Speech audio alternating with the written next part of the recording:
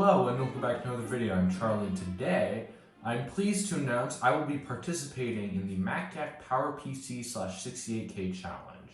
If you don't know what Mastergeko is a YouTube podcast that streams every Thursday night, and once a year they host a PowerPC /68K challenge where basically you're encouraged to use old, obsolete PowerPC machines just to see how much life you can get out of them. Now, there are some rules of this challenge. Now, first of all, it has to be a PowerPC machine or lower. It can be anything below a G5. I think these machines qualify. We have an iBook G4 1 gigahertz and an iMac G3 500 megahertz. And I'll be going over the steps in a bit, but I think I've decided that I'm going to go over some more challenge rules. Now, there are exceptions to not using PowerPC machines, whereas, for example, if you have work to do, you can use your modern machine. But for anything else, like in your downtime and stuff, you're highly encouraged to use your computers. And if you don't, you fail. The first computer I'm going to be using is a 400 megahertz PowerPC G3 equipped iMac G3. This is the Snow variant and it has 512 megabytes of RAM. Now, both these machines are running Tiger, and I'll get to the iBook in a minute, but I decided on this machine. At first, I thought this was 500 megahertz, but I think I did a board swap on it because the original one had failed.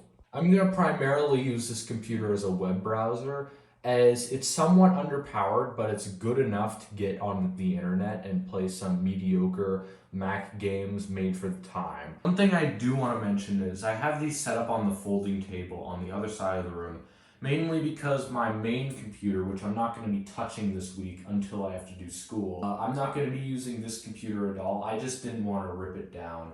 And the other spot of the desk is kind of being taken up by other projects. So we're just going to be using this folding table, which is good enough.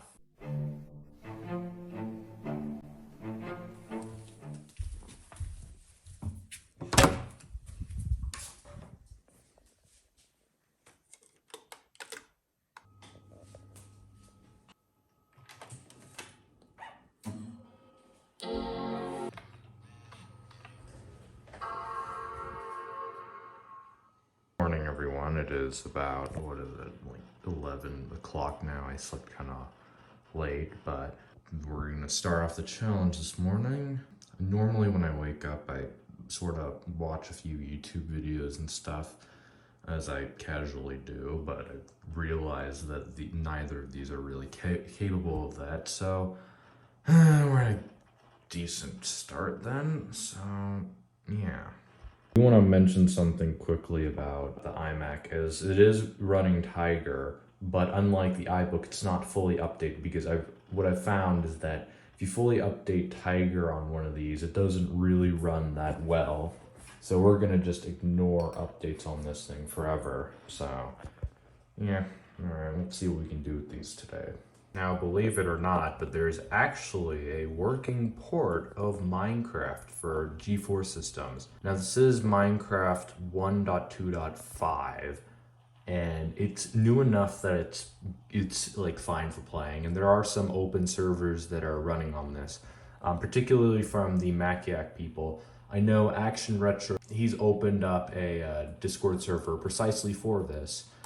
And yeah, if you want it, you can ask him, just ask him to whitelist you, and yeah, you can play Minecraft on your PowerPC machines. Now, this is a special version of Minecraft that works with specifically with G4 systems. I mean, it runs better in full screen, but just one sec. But yeah, there you go, Minecraft. I do want to mention I am using this IBM double-click mouse because you kind of need 2 clicks for Minecraft. That's how it works, but it is decently playable. It's better in full screen. I think the more you play, the better it becomes in terms of like playability, but right now it's not terribly great. Now, this is a creative server, so that's nice for a few people, but yeah, otherwise, that's Minecraft for you. Obviously, this thing would be hopeless on Minecraft because you can't even really do anything on it, so yeah, I've decided to designate the iBook for that. I built a shrine for the mighty iBook G4 in this. So yeah, that's Minecraft on the iBook G4.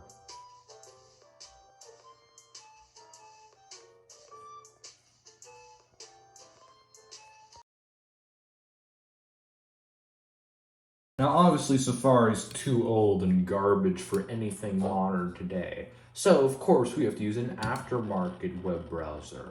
And for this, I'm going to be using iCab, which is a Mozilla-based browser made for PowerPC machines. And even though it hasn't been updated in a while, it still works. And there we go. Obviously, the reason why I have a web browser even installed is so I can use Mac Garden, which is quite a good site. One of the best Mac abandonware sites online. Now, there are others like Mac Repository, but no, please don't. I mean, Mac Repository just steals software and doesn't credit the original people from Mac Garden, but we're not going to get into that right now. Mac Garden, you can find a lot of great things. You got games, you got apps, you name it. And then there's always something new you can find on here to interest you. And yeah, it's not bad, very good. I've been playing a lot of Minecraft, and I spent all day playing Minecraft on the G4, and I've started building this cool little skyscraper. There we go. But yeah, again, this is a work in progress, but I've been working all day on it at like 6 FPS, and that's why it's taken so long. But I think it looks kind of neat, and it's turned out all right. There isn't really anything on the inside of it, though. I'm still working on that.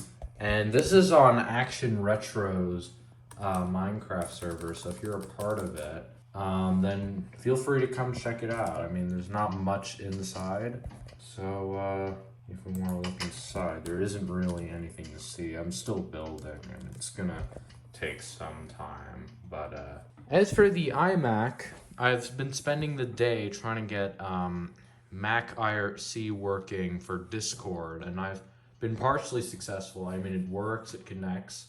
I think the most annoying thing I'm finding is that it won't give me some of the text channels that I want for this. Like, for some reason, it won't give me any MacYac text channels or any other certain specific text channels, which is kind of annoying, but I'm still figuring that out.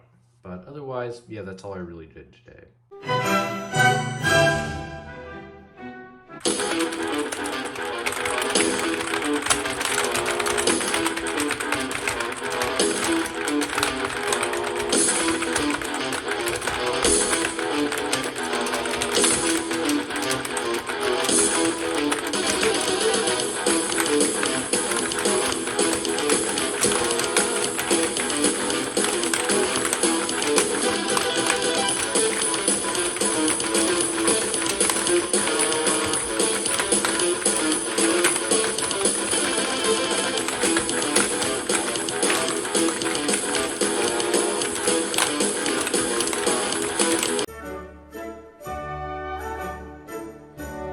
A day later, I was given a new desk for my room. So I decided to rip up the setup, and I decided to put the new desk in and set everything up again.